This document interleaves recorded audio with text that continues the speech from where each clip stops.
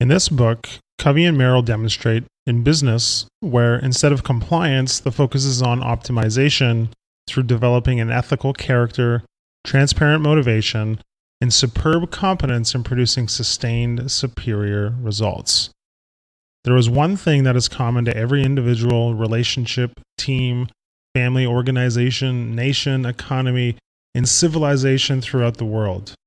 One thing which, if removed, will destroy the most powerful government, the most successful business, the most thriving economy, the most influential leadership, the greatest friendship. That one thing is trust. Contrary to what most people believe, trust is not some soft, elusive quality that you either have or you don't. Rather, trust is a pragmatic, tangible, actionable asset that you can create much faster than you probably think. This book sets you on that path. Think of the following circumstances. I can't stand the politics at work. I feel sabotaged by my peers. It seems like everyone is out for himself and will do anything to get ahead. I work in an organization that's bogged down with bureaucracy. It takes forever to get anything done. I have to get authorization to buy a pencil. My boss micromanages me and everyone else at work. He treats us all like we can't be trusted. Trust always affects two outcomes: speed and cost. When trust goes down, speed will also go down and costs will go up. When trust goes up, speed will also go up and costs will go down. Trust is therefore the basis on which to build pace and success. Think about it. People trust people who make things happen. Covey and Merrill have identified a hierarchy of trust, what they call the 5 waves. Let's look at these waves in turn. The first wave, self-trust. Self-trust is made up of integrity. This is what most people think about when they think of trust. It's walking your talk. It's being consistent inside and out. It's having the courage to act in accordance with your values and beliefs. Integrity comes from the same Latin root as the words integrated and integer. A person has integrity when there is no gap between intent, and it is this that will ultimately create credibility and trust. Trustworthy people walk their talk. When they feel they ought to do something, they do it. Integrity also includes humility. It means recognizing principle and putting it ahead of self. It means standing firmly for principle even in the face of opposition. Integrity also includes the courage to do the right thing, even when it's hard. So how can I build integrity? Covey and Merrill suggest you ask yourself the following. Do I believe that the way I see the world is totally accurate and complete? Or am I honestly willing to listen to and consider new viewpoints and ideas? Do I seriously consider differing points of view from a boss, a direct report, a team member, spouse, or child? And am I willing to be influenced by them? Do I believe there may be principles that I have not yet discovered? Am I determined to live in harmony with them, even if it means developing new thinking patterns and habits? Self-trust includes intent. This has to do with our motives, our agendas, and our resulting behavior. Trust grows when our motives are straightforward and based on mutual benefit. Intent has 3 pillars: motive, agenda, and behavior. Motive is your reason for doing something. It's the why that motivates the what.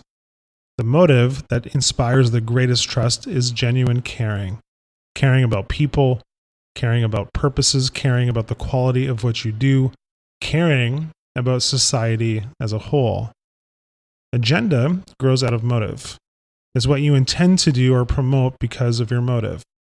The agenda that generally inspires the greatest trust is seeking mutual benefit, genuinely wanting what's best for everyone involved. It's not just that you care about others, you also genuinely want them to win. Yes, you're seeking a win for yourself. That's natural and desirable and to be expected. But you're also seeking a win for all others involved. Typically, behavior is the manifestation of motive and agenda. The behavior that best creates credibility and inspires trust is acting in the best interest of others. When we do so, we clearly demonstrate the intent of caring and the agenda of seeking mutual benefit. And this is where the rubber meets the road. It's easy to say, I care and I want you to win, but it is our actual behavior that demonstrates whether or not we mean it. How to improve intent. Number 1, examine and refine your motives. It's human tendency to assume we have good or at least justifiable intent. But is it? Take time to take honest stock. Number 2, declare your intent. It signals your behavior. It lets people know what to look for so they can recognize, understand, and acknowledge it when they see it. 3, choose abundance. Abundance means that there's enough for everybody. The opposite, scarcity, says that there's only so much to go around, and if you get it, I won't. Self-trust embraces capabilities. These are the abilities we have that inspire confidence. Our talents, attitudes, skills, knowledge, and style. They are the means we use to produce results. To remain credible in today's world, we need to constantly improve our capabilities. Covey and M.R suggest one way to think about the various dimensions of capabilities is to use the acronym TASKS. T, for talents, are our natural gifts and strengths. A, for attitudes, represent our paradigms, our ways of seeing as well as our ways of being. S, for skills, are our proficiencies, the things we can do well. K, for knowledge, represents our learning, insight, understanding, and awareness. S, for style, represents our unique approach and personality. The end in mind here is to develop our tasks, TASKS, and to match them to the tasks at hand, to create the best possible alignment between our natural gifts, our passions, skills, knowledge and style, and the opportunity to earn, to contribute, and to make a difference. The same is true of corporations that simply rely on what has been successful in the past and fail to respond to the needs and challenges of the new global economy. If corporations aren't engaged in continuous improvement, and in some cases radical improvement, they risk becoming irrelevant and obsolete. How to increase your capabilities. Number 1, run with your strengths and with your purpose. The idea here is simply to identify your strengths, whether they be talents, attitudes, skills, knowledge, or style, and then focus on engaging, developing, and leveraging what's distinctly yours. Number 2, keep yourself relevant. You need to be engaged in lifelong learning. Schooling may teach you how to read, write, think, and reason, but its main purpose is to set you up for ongoing learning. Number 3, know where you're going. To know where you're going and to have the capabilities to get there is another way of demonstrating competence. And that competence, coupled with character, creates a credible leader whom others will follow, not because they're forced, but because they're inspired to do so. Self-trust depends on results.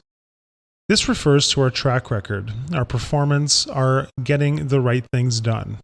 If we don't accomplish what we're expected to, it diminishes our credibility. When we achieve the results we promised, we establish a positive reputation of being a producer. Results matter. You may have excuses. You may even have good reasons. But at the end of the day, if the results aren't there, neither is the credibility and neither is the trust. Our credibility comes not only from our past results and our present results, but also from the degree of confidence others have in our ability to produce results in the future. In considering results, you need to ask 2 critical questions. What results am I getting? And how am I getting those results? Most people only ask the what. They have no idea that the answer to the how may be doing them in. The how can generate huge roadblocks to future results, or it can grease the skids. It's so much easier to get results the next time around if people trust you, if they know you're going to give credit, to seek mutual benefit, to not place blame. They trust that you will go for results in a way that will benefit them and everyone involved. The reality is that no results ever come exclusively from the work of one individual or organization. They represent the efforts of many. Understanding and appreciating the importance of a supportive role in getting results helps us all to more appropriately value our own contributions as well as the contributions of others. How can we improve our results? Covey and M.R believe the 3 accelerators below are most effective. Number 1, take responsibility for results. At the end of the day, that's why businesses exist. So why shouldn't results be our number 1 focus? Number 2, expect to win. The principle is simply this. We tend to get what we expect, both from ourselves and from others. When we expect more, we tend to get more. When we expect less, we tend to get less. Number 3, finish strong. When the successful marathon runner hits the wall, they don't focus on exhaustion and going into the survival shuffle. They lift up their head and they pick up their pace. By picking up the pace, you're really saying to yourself that you're not just going to finish, you're going to finish strong. The second wave, relationship trust. The second wave, relationship trust, is all about behavior, consistent behavior.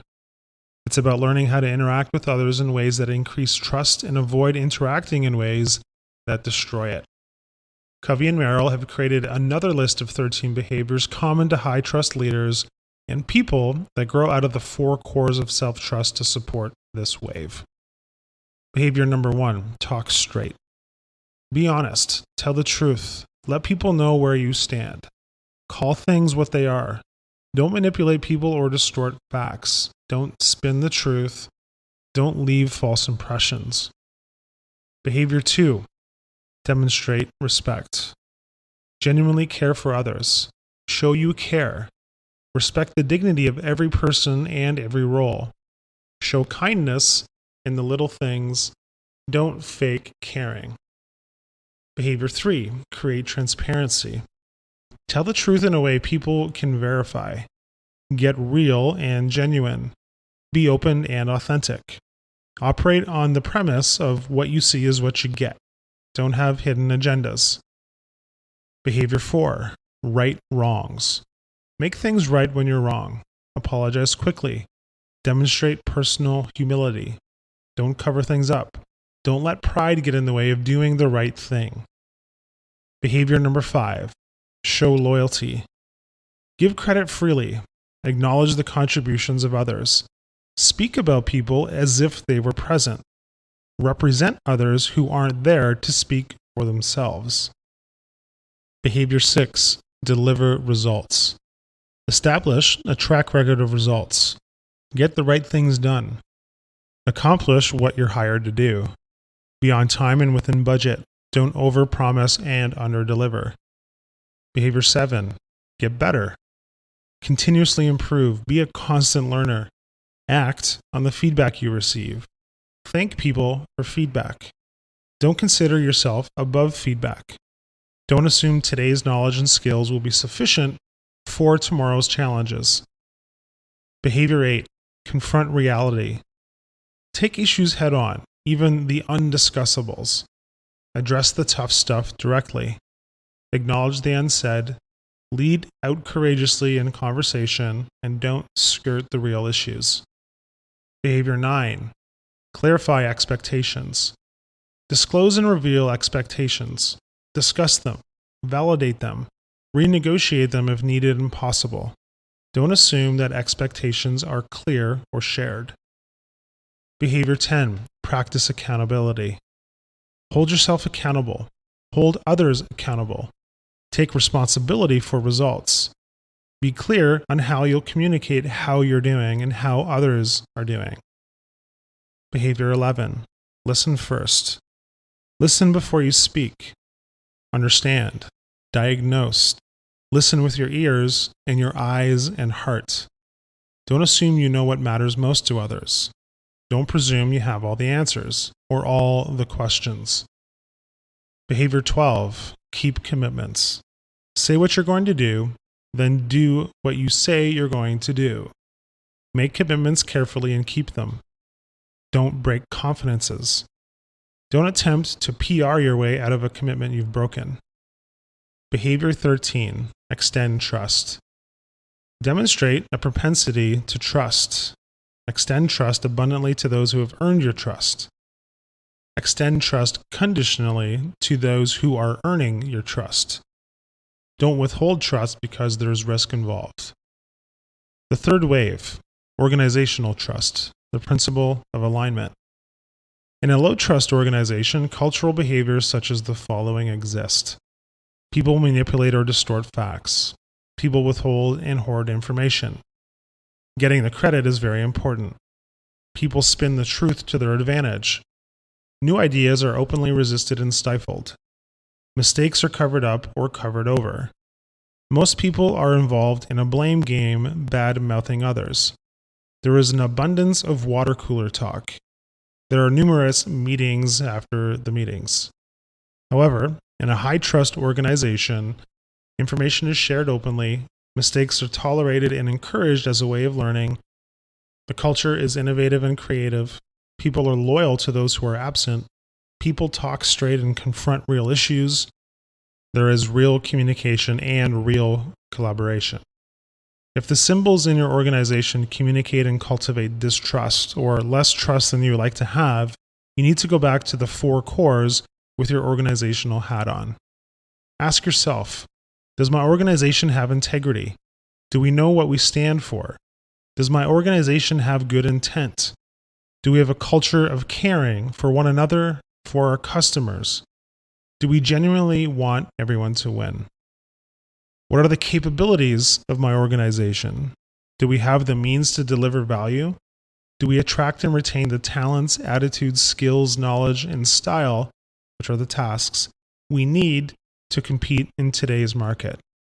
Does my organization get results? Do we deliver what we promise? The 4th wave, market trust, the principle of reputation. Market trust is all about brand or reputation. It's about the feeling you have that makes you want to buy products or services or invest your money or time, and or recommend such action to others. This is the level where most people clearly see the relationship between trust, speed, and cost. Here are some statistics to consider. 39% of individuals say they would start or increase their business with a company specifically because of the trust or trustworthiness of that company. 53% say they would stop, reduce, or switch their business to a competitor because they have concerns about a company's trust or trustworthiness. 83% say they are more likely to give a company they trust the benefit of the doubt and listen to their side of the story before asking for a judgment about corporate behavior. So to improve, you need to think through the lens of your own organization in terms of market trust. Consider the perspective of your customers. Again, with the 4 cores, ask yourself, does my brand have integrity? Do we have a reputation for honesty? Do we have values people believe in and can trust? Do we have a reputation in the market for courageously addressing tough issues quickly and for honestly admitting and repairing mistakes? Does my brand demonstrate good intent?